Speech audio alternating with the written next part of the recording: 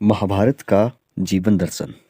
आप सभी को पता है कि महाभारत जो वो किसने लिखी है? वेद व्यास ने जो वो लिखी है। उसमें जो वो कुरुक्षेत्र में जो वो कहते हैं कि युद्ध हुआ, और पांडव और कौरवों के बीच में लड़ाई हुई। पांडव जो वो जीत गए और कौरव जो वो हार गए, कौरव जो वो मारे गए।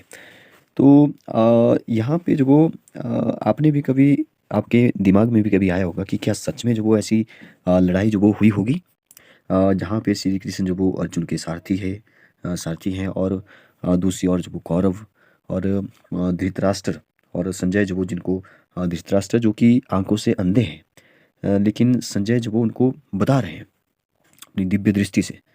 तो क्या ऐसा सच में हुआ है? देखिए, आपके मन में भी जो वो ऐसा आया होगा, क्या पांडव पांडव ही थे? पांडव का हमारे मतलब उस महाभारत से जो वो हमने क्या सीखना है? तो बहुत कुछ यहाँ पे जो लिखा हुआ है। पी के खुराना, हैप्पीनेस गुरु जो इनको कहा जाता है, गिनीज विश्व रिकॉर्ड विजेता है। तो इन्होंने काफ़ी अच्छा लिखा है। मैंने इसको पूरा पढ़ा तो मैंने सोचा कि इसको एक बार पढ़ते हैं, डिस्कस करते हैं, ताकि यहाँ से भी हम लोग जो वो कुछ सीखें और दूसरों को भी सिखाएं। चलिए स्टार्ट करते हैं। सबसे पहले देखिए क्या लिखा है। युद्ध, कुरुक्षेत्र का युद्ध समाप्त हो चुका था। पांडव ने न केवल कौरवों पर विजय पा ली थी, बल्कि वे पांचों भाई जीवित थे और 100 के 100 कौरव जो वो मारे जा चुके थे। दुर्योधन का अंत जो वो सबसे बाद में हुआ, जिसे भीम ने मारा, और उसे मारना सचमुच बहुत कठिन था। दुर्योधन के अंत के साथ ही कौरवों का शासन समाप्त हो गया, परिवार समाप्त हो गया, अगली पीढ़ी पहले ही समाप्त हो चुकी थी। इस प्रकार कौरवों का अध्याय ही समाप्त हो गया। लेकिन लेकिन कौरव परिवार से जुड़े दो पुरुष अभी भी बाकी थे। अब दो पुरुष जो वो देखिए कौन थे। एक तो धृतराष्ट्र जो आंख से अंधा था, और पुत्र प्रेम में भी अंधे थे, और राजा होने के बावजूद उन्हें दुर्योधन के किसी गलत पर ऐतराज नहीं किया, उस पर रोक नहीं लगाई, और उसका परिणाम उस रूप में जो भुगता कि सारा परिवार ही मृत्यु के मुख में चला गया। राजपाट भी जाता रहा, लेकिन दूसरे व्यक्ति का जिक्र कहीं अधिक आवश्यक है। संजय, आप सभी को पता है संजय, जिन्होंने बिना युद्ध भूमि में गए दिव्य आंखों के माध्यम से धृतराष्ट्र को युद्ध का सारा हाल सुनाया, और युद्ध भूमि में लास्ट में गए। अब देखिए, युद्ध भूमि में लास्ट में गए तो क्या हुआ। तो युद्ध समाप्त हो चुका था। चारों ओर केवल वीराना था, ना कोई पूछने वाला था, ना कोई सुनने वाला था, ना सुनाने वाला। उन्होंने कुरुक्षेत्र की भूमि की ओर देखा और मन ही मन सोचने लगे कि क्या यह वही धरा है जहां इतना बड़ा युद्ध हुआ था, जिसने केवल 18 दिन के अंतराल में विश्व के तमाम पुरुषों को मृत्यु के मुख में झोंक दिया। क्या यह सचमुच युद्ध हुआ था? क्या यह इस धरती ने इतना खून सोख लिया है? क्या यह वही धरती है जहां धर्मराज युधिष्ठिर और उनके भाइयों ने भगवान श्री कृष्ण की छत्र छाया में युद्ध लड़ा था, अपने हर विरोधी को मार गिराया था? संजय असमंजस में थे। उन्हें कुछ नहीं सूझ रहा था। तभी उन्हें एक मध्यम सी आवाज सुनाई दी, और मुड़कर देखा, मानो ऐसा लगा हो कि धूल का बवंडर उठा हो। बवंडर ने उन्हें घेर लिया, और फिर एकदम से सब शांत हो गए। दूर के बवंडर में से एक दिव्य पुरुष की आवाज बढ़ रही थी। वे उम्रदराज लग रहे थे। शांतिपूर्ण आवाज के साथ साथ उनके चेहरे पर अनुभव की परिपक्वता भी नजर आ रही थी। मुझे मालूम है कि तुम कुरुक्षेत्र के युद्ध के विषय में जानना चाहते हो, परंतु तुम ऐसा नहीं कर पाओगे जब तक तुम पहले यह न समझ लो कि युद्ध का असली कारण क्या है। तो दिव्य पुरुष ने कहा कि संजय, तुरंत समझ गए हैं कि अब एक ऐसे दिव्य पुरुष के सम्मुख हैं जो युद्ध के बारे में किसी भी अन्य व्यक्ति से ज्यादा जानते हैं। तो उन्होंने उस दिव्य पुरुष को प्रणाम किया और पूछा कि जरा खुलकर जी वो बताइए, आप क्या कहना चाहते हो। तो उन्होंने बताया कि दिव्य पुरुष ने गहरी मुस्कुराहट से कहा, महाभारत युद्ध जीवन का दर्शन है। इस युद्ध में विजयी होना हमारा लक्ष्य है। संजय सोचने पर विवश हो गए। कई विचार और प्रश्न उनके दिमाग में उमड़ घुमड़ रहे थे। उन्होंने नम्रतापूर्वक दिव्य पुरुष से पूछा, क्या आप कृपा करके बताएंगे कि कि जीवन दर्शन जो वो क्या है। तो फिर उन्होंने बोला कि हाँ अवश्य। दिव्य पुरुष ने कहा कि इसलिए तो मैं आया हूँ, जरा ध्यान से सुनो। अब सुनिए, देखिए, पांच पांडव पांडव जो वो कोई नहीं, तुम्हारी पांच इंद्रियां हैं। आंखें जिनसे तुम देखते हो, फर्स्ट। कान जिससे तुम सुनते हो। नाक जिससे सूंघते हैं हम लोग। जीभ जिससे स्वाद का भान होता है।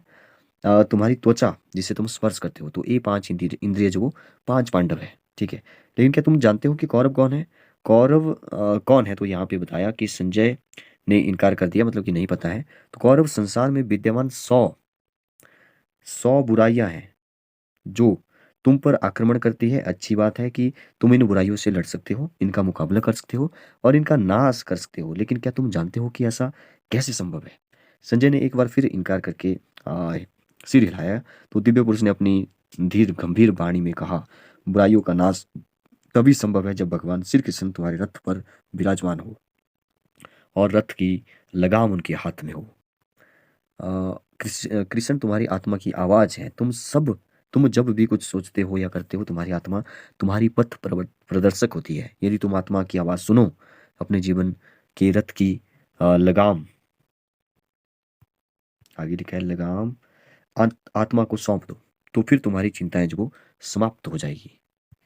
आगे लिखा है जीवन के दर्शन की इस व्याख्या ने संजय के विचारों को एक और तूफान के बीच में ला खड़ा किया।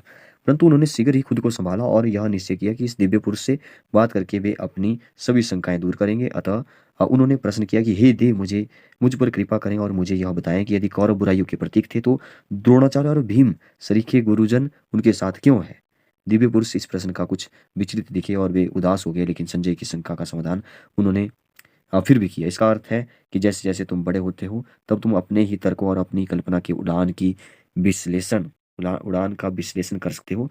जब तुम्हें यह देखना आवश्यक है कि असल में कुतर्क का सहारा लेकर कुछ ऐसा करने तो नहीं जा रहे हैं कि तुम्हें नहीं करना चाहिए, या तुम्हारी कल्पना की उड़ान तुम्हें कुछ ऐसे रंगीन सपने दिखा रही है या अनैतिक है, अनुचित है, तब तुम्हें अपनी आत्मा की आवाज़ मतलब कि आत्मा की आवाज़ को सुनना होगा। बड़े होते समय यही सबसे कठिन काम है। सच में यही कठिन है, पर यह संभव है। संजय धम से अ, जीवन पर बैठ गए, इसलिए नहीं कि वे थकान महसूस कर रहे थे, बल्कि इसलिए कि दिव्य पुरुष की बातों ने उनके सारे अस्तित्व के घेर लिया था। वे उन बातों पर, जीवन दर्शन की उस व्याख्या पर मंथन कर रहे थे। उसका दिमाग स्पष्ट होता चल रहा था, पर फिर भी एक शंका ने आ घेरा। अब क्या शंका बची है, देखिए। वे धीरे से बुदबुदाए, जीवन के इस दर्शन में कर्ण कौन है? ये अच्छा क्वेश्चन किया। तुम धन्य हो संजय, तुम्हारा यह सवाल बहुत अर्थपूर्ण है। मुझे खुशी है कि मेरे जाने से पहले तुमने यह सवाल पूछ लिया। सुनो, कर्ण तुम्हारी इंद्रियों का चाहता है। यह तुम्हारी कामना है, इच्छा है, तुम्हारा ही हिस्सा है। तुम्हारी इच्छा तुम्हारे दिमाग की उपज है, लेकिन यह वह बुराइयों के साथ खड़ी है। क्या तुम नहीं देखते कि अपनी इच्छा पूर्ति के लिए तुम हर अनैतिक काम करने को तैयार हो जाते हो? उसे नैतिक बताने के लिए बहाने तराशते हो। क्या तुम्हारी इच्छा तुम्हें बुराइयां अपनाने को नहीं उकसाती? संजय इस उत्तर की गहराई को समझ गए। वे जीवन के दर्शन की इस नई व्याख्या को गहराई से समझ रहे थे। विचारों की झंझावत अब भी चल रहा था। आगे लिखा है कि नए विचार मन में आ रहे थे, लेकिन दिमाग साफ था। दिमाग में जाले उतर चुके थे। यह स्पष्ट था कि जीवन को सफल बनाने के लिए हमारी दशा क्या होनी चाहिए, हमारे प्रयत्न क्या होने चाहिए। विचारों से उबर कर संजय ने सिर उठाया। वे दिव्य पुरुष को धन्यवाद दे सके, लेकिन वहां कुछ नहीं था। बवंडर भी नहीं था, प्रकृति की शांति थी और जीवन का सार उन्हें समझ आ गया था। और युद्ध की विभीषिका के बावजूद वे शांत चित्त थे, क्योंकि वे भी अपना युद्ध जीत चुके थे। तो ये था महाभारत का एक जीवन दर्शन, पीके खुराना। काफ़ी अच्छा जो वो यहाँ पे मुझे लगा। यहाँ पे एक महात्मा गांधी का भी एक कोट है, स्वतंत्रता एक जन्म की भांति है। जब तक हम पूर्णतः स्वतंत्र नहीं हो जाते, तब तक परतंत्र ही रहेंगे। बाकी यहाँ पे देखिए, बदल गए सीएम के चेहरे। इसको हम डिस्कस करेंगे, क्योंकि सीएम के चेहरे जो अब देखिए 4-5 स्टेट में जो इलेक्शन हुए, तो राजस्थान हो गया, मध्य प्रदेश हो गया, छत्तीसगढ़ हो गया, तेलंगाना, ठीक है, मिजोरम, तो नए मुख्यमंत्री बने हैं। उन पर जो वो एक बार नज़र डालेंगे, ताकि आने वाले एग्ज़ाम के लिए जो वो एक बार हम लोग तैयार हो जाएं। Okay, thank you, bye bye, good night.